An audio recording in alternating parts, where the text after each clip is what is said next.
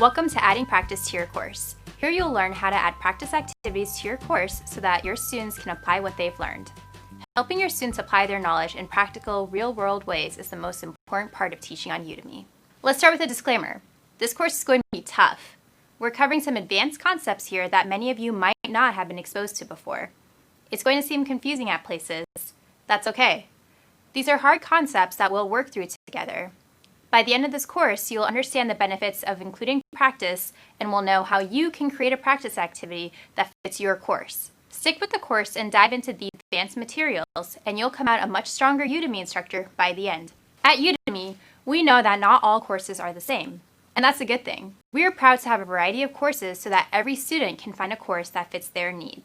But this also means that there is no one-size-fits-all recommendation for how to best teach your course. This is true for practice activities as well.